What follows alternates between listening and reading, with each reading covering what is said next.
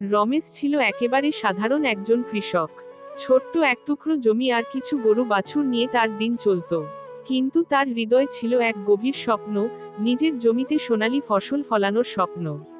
প্রতিদিন ভোরবেলা সে গরুগুলোর যত্ন নিত, জমিতে হাল চালাতো, আর সন্ধ্যায় বাড়ি ফিরে স্ত্রী মিনার সাথে দিনশেষের গল্প করত। রমেশের স্ত্রী মিনা ছিল তার জীবনের শক্তি। তাদের ঘরে ছোট্ট ছেলে গোপাল ছিল, যার হাসি রমেশের ক্লান্তি দূর করে দিত। কিন্তু গ্রামের জীবন সহজ ছিল না। খরার সময় জমিতে ফসল হতো না, অতিবৃষ্টিতে ফসল নষ্ট হয়ে যেত। তবু রমেশ হাল ছাড়ত না।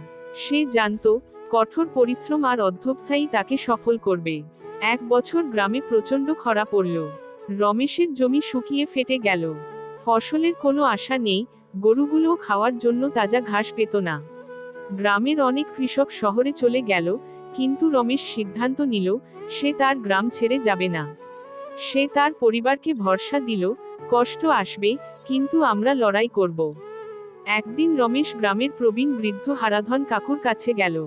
হারাধন ছিলেন গ্রামের সবচেয়ে অভিজ্ঞ কৃষক। রমেশ তাকে বলল, কাকা, আমি কিভাবে আমার জমি বাঁচাব? হারাধন কাকু হেসে বললেন, রমেশ, প্রকৃতির সাথে লড়াই না করে তাকে বোঝার চেষ্টা করো। ফসল শুধু বৃষ্টি চায় না, মাটি আর সময়ও গুরুত্বপূর্ণ।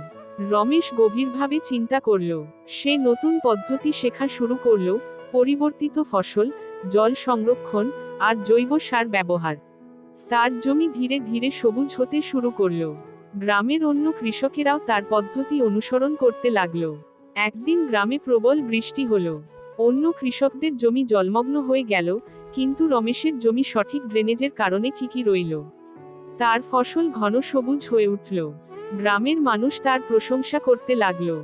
রমেশ শুধু একজন সফল কৃষকই নয়, গ্রামের মানুষের কাছে এক উদাহরণ হয়ে উঠল।